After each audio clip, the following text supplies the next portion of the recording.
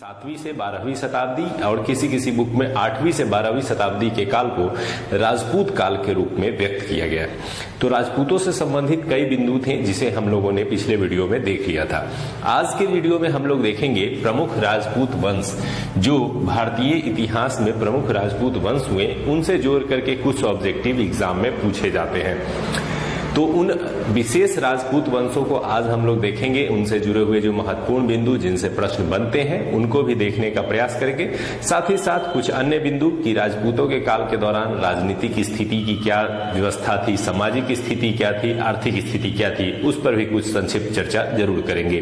तो चलिए दोस्तों, सबसे पहले शुरू करते हैं। आज के राजपूत वंश में हम लोग 4 जो प्रमुख अग्नि कुल के राजपूत माने जाते हैं उनको देखेंगे, जिसमें गुज्जर, प्रतिहार, परमार, सोलंकी एवं चौहान प्रमुख थे। इसके अलावा चंदेल वंश और गढ़वाल वंश को भी देखेंगे, जिनसे कुछ प्रश्न पूछ लिए जाते हैं। तो सबसे पहले शुरू करते हैं गुज्जर प्रतिहार वंश के संबंध में। गुर्जर प्रतिहार वंश का जो क्षेत्र विस्तार था वो मूल रूप से गुजरात और दक्षिण पश्चिम राजस्थान क्षेत्र में था। तो गुजरात क्षेत्र के विस्तार के कारण इन्हें गुर्जर प्रतिहार के नाम से भी जाना जाता है। तो कहीं कहीं सीधे प्रतिहार वंश भी लिखा हुआ मिल जाएगा, कहीं पे गुर्जर प्रतिहार वंश लिख करके भी आपको प्रश्न मिलेंगे। यहाँ पे कुछ बेसिक बातें हैं जिसे याद रख सकते हैं कि इसके संस्थापक कौन थे।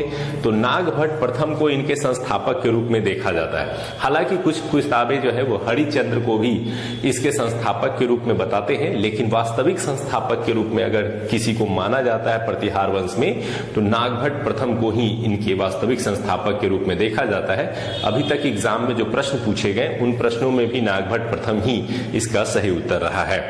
इसके अलावा बात करें इसकी राजधानी की, तो जो प्रतिहार वंश थे वो स्पेशली गुजरात और राजस्थान के दक्षिण पश्चिम सीमा क्षेत्र में विस्तृत थे। तो प्रारंभ में इनकी जो राजधानी थी वो उज्जैन के क्षेत्र में थी। बाद में इन्होंने अपनी राजधानी कन्नौज स्थापित की थी। आपने पढ़ा है कि त्रिपक्षीय संघर्ष, 3 राज्यों के बीच जो संघर्ष चला था उसे त्रिपक्षीय संघर्ष कहते हैं, जिसमें पाल, प्रतिहार और राष्ट्रकूट शामिल थे। तो यही वो प्रतिहार वंश है जो इस त्रिपक्षीय संघर्ष में शामिल हुए थे। यही कारण है कि इन्होंने जब कन्नौज पर अधिकार कर लिया तो ये कन्नौज में भी इनकी राजधानी विस्तृत हो जाती है।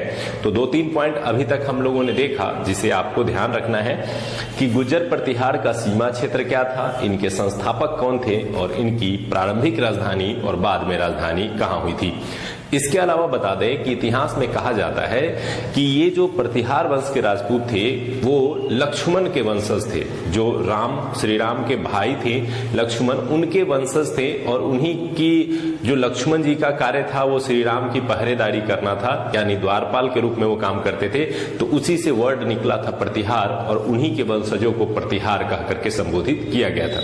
हालांकि ये प्रश्न की दृष्टि से ज्यादा महत्वपूर्ण नहीं है, इसलिए आप मुख्य बिंदुओं पर ही फोकस अधिक करेंगे। आइए बात करते हैं नागभट्ट प्रथम, जो कि इसके संस्थापक थे। इनके समय में ही अरबों के आक्रमण शुरू हुए थे, जिसमें हम लोगों ने पढ़ा था कि प्रारंभिक आक्रमण के तहत उन्होंने सिंध क्षेत्र पर आक्रमण किया और सिंध पर विजय स्थापित करने का प्रयास किया। मीर कासिम वो पहला मुस्लिम शासक था जिसने सिंध क्षेत्र पर आक्रमण करके अधिकार कर लिया था। उसके बाद भी कई मुस्लिम शासक भारतीय सीमा में प्रवेश करने का प्रयास करते हैं, लेकिन इस गुजरात सीमा क्षेत्र से प्रवेश करने वाले सभी मुस्लिम आक्रमण कारियों को इस नागभट्ट प्रथम ने वापस भेज दिया था और ये हार करके वापस चले जाते हैं। बाद में पुनः इस क्षेत्र में आक्रमण होता है और प्रतिहार शासकों से संघर्ष होता है, जो गजनबी और गौड़ी के समय होता है। तो प्रारंभिक मुस्लिम आक्रमणकारियों को वापस भेजने का काम किसने किया था? तो नागभट्ट प्रथम। कई बार प्रश्न पूछा जाता है कि प्रारंभिक मुस्लिम आक्रमणकारियों के समय गुजरात और राजस्थान के सीमा प्रदेश क्षेत्र में किस वंश का शासन चल रहा था? तो प्रतिहार वंश का शासन चल रहा था। ये जो जानकारी है ये ग्वालियर के अभिलेख से मिलती है कि नागभट्ट प्रथम ने जो है अरबों के आक्रमण को असफल किया था।